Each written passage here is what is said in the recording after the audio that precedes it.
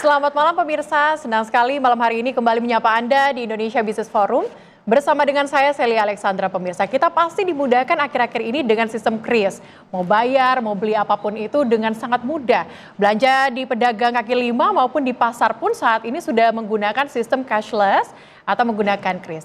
Tapi ternyata kemudahan yang kita alami saat ini yang Indonesia perjuangkan begitu kemudahan cashlessnya dipersoalkan atau menjadi ancaman untuk Amerika Serikat pada negosiasi kemarin. Bagaimana sikap kita sebagai Indonesia dengan kemudahan yang sudah ada? Apakah kita akan menuruti Amerika Serikat? Ataukah seperti apa? Kita akan bahas di Indonesia Business Forum. Dengan narasumber yang sudah kami siapkan pada malam hari ini, pemirsa saya akan sapa terlebih dahulu. Pertama adalah Pak Wijayanto Samirin, ekonom senior Universitas Paramadina. Selamat malam Pak, boleh dipakai mic-nya Pak? Boleh dipakai Pak? Selamat malam, terima kasih sudah hadir Pak. Kemudian hadir bersama dengan kami juga Pak Raden Pardede, staf khusus Menko Perekonomian. Selamat malam Pak. Selamat malam ya, selamat malam semuanya. Oke, dari DPR juga kami sudah hadirkan di Komisi 11 ada Pak Fatih. Selamat malam Pak. Selamat malam semua.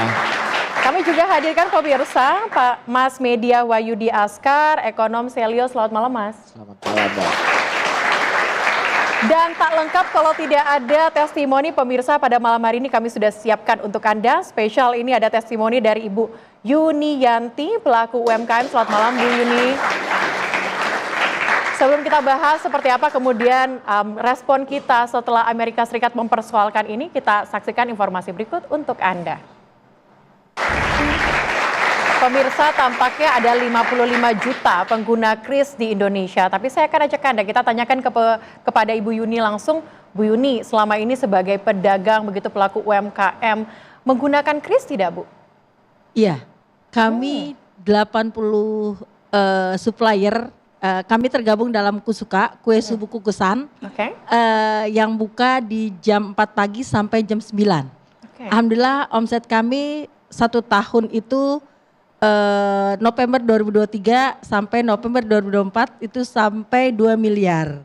Dan 50% kami menggunakan QRIS.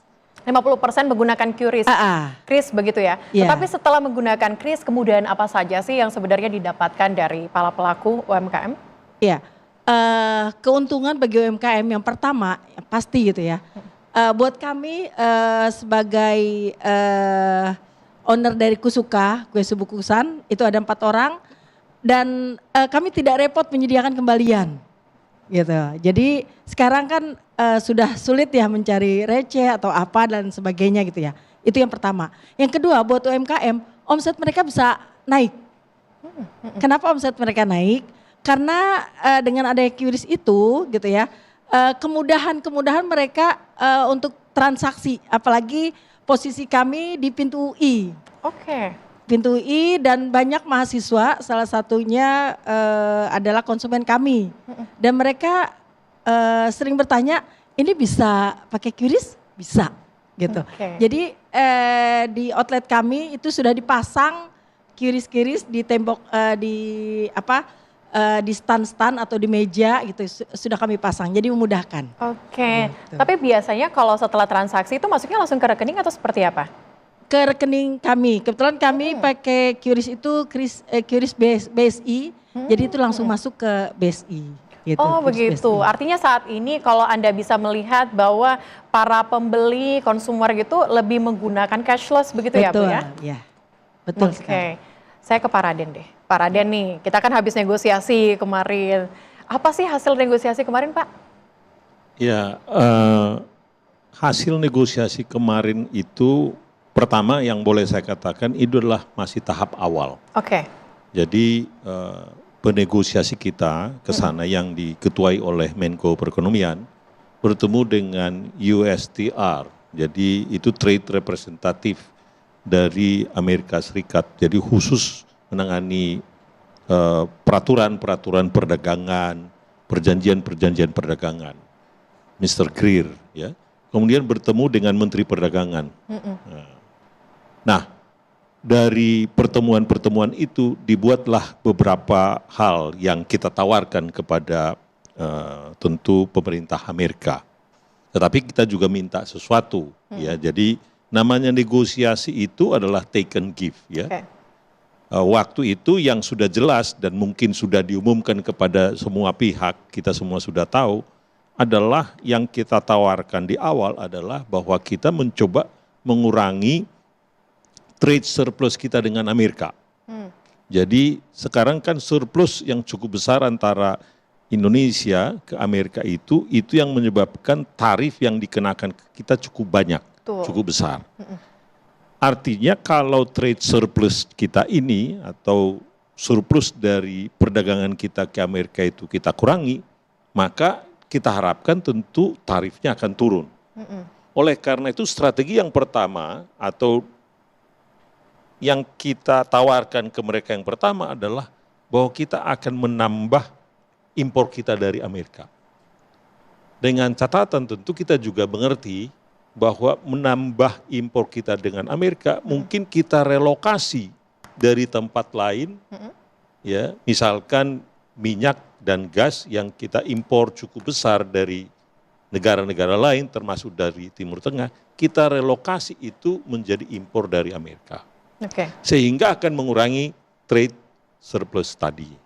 Juga kita juga menawarkan bagaimana kalau kita juga kerjasama di dalam pengembangan teknologi. Contohnya yang waktu itu jelas juga disebutkan oleh Bapak Presiden adalah bagaimana kalau kita mengembangkan sumur-sumur baru atau sumur-sumur lama ini dengan teknologi mereka. Jadi artinya kita memakai teknologi dia, impor kita naik dari situ, tetapi kita juga mendapatkan manfaat karena kita bisa memanfaatkan sumur-sumur lama ini yang bisa berproduksi lebih banyak lagi. Kemudian tentu mereka meminta yang lain, kita juga mencoba melihat, kita akan coba juga mungkin mengurangi trade barrier kita. Jadi namanya non-tariff barrier, hambatan-hambatan. Ya. Tapi memang ini juga sejalan dengan program kita, karena kita di Indonesia juga akan melakukan deregulasi, supaya kita lebih punya daya tahan atau daya kompetitif yang lebih tinggi. Gitu loh. Dan kemudian kita minta juga dari mereka dengan begini, maka yang kita harapkan adalah tarifnya harus base tarif. Itu 10% saja. Karena itu adalah base tarif. Kalau sekarang itu tarif daripada tekstil kita yang sering dipeributkan sekarang, bahwa sekarang tekstil 47%. Itu salah itu, tapi nanti kita bisa jelaskan lebih lanjut mengenai itu. Contohnya tarif tekstil itu antara 5-20%. Tergantung jenis tekstilnya atau tergantung jenis garmennya. Demikian juga sepatu, itu antara 0-18%, ada yang 5-25%. Berarti nggak 47? Jadi, nanti kita jelaskan mengenai itu, ini hitung-hitungan yang salah, kaprah mungkin. Nah, tetapi itu pun kita minta, kalau nanti kita sudah ada trade balance tadi itu menjadi seimbang, kita minta menjadi 10% dong. Artinya kalau 10%, ada jenis-jenis barang kita yang dulunya 20% sebelum tarif ini, itu turun. Menjadi 10%. Tapi responnya bagaimana Pak? Nah, respon di sana, nah ini yang menarik, respon di sana bahwa ujung-ujungnya mereka ini sebetulnya belum siap. Berunding, kira-kira apa framework, apa kerangkanya, bagaimana nanti akhirnya ini ujung-ujungnya akan tergantung kepada Trump. Makanya diberikan waktu 60 hari. Jadi 60 hari ini kita akan melakukan hitung-hitungan di sini, kemudian coba melakukan tawaran ke sana, kita minta sesuatu. 60 hari ini nanti baru akan kemudian terlihat, mereka akan menyiapkan juga kerangkanya, kemudian nanti tetap yang memutuskan ini adalah Tuan Trump itu berarti sendiri. Butuh waktu lama begitu ya Pak Radian. Tetapi juga kalau kita lihat di berita saat ini yang dipersoalkan adalah soal KRIS dan GPN. Ini gimana nih Pak? Ya, persoalan KRIS dan GPN ini, yang mereka lihat adalah bahwa kepemilikan dari yang mengeluarkan KRIS ini, ya kan dibatasi. Dibatasi kepemilikan itu untuk asing maksimum 20%. Jadi kalau dia kepemilikannya 30%, 40%, itu tidak boleh. Waktu itu dilakukan oleh Bank Indonesia ini adalah dalam rangka bahwa ujung-ujungnya bahwa perusahaan kita harus lebih kompetitif. Mereka bisa bersaing dengan harga yang murah menyediakan fasilitas ini. Dan ternyata itu berhasil. Jadi sebetulnya sekarang dibebaskan pun itu, berdasarkan hitung-hitungan, dibebaskan pun itu mereka tidak akan mampu bersaing di situ. Karena kalau kita lihat yang memakai kris itu pecahan-pecahan kecil itu. Mana mungkin perusahaan seperti Mastercard itu main di situ, nggak mungkin.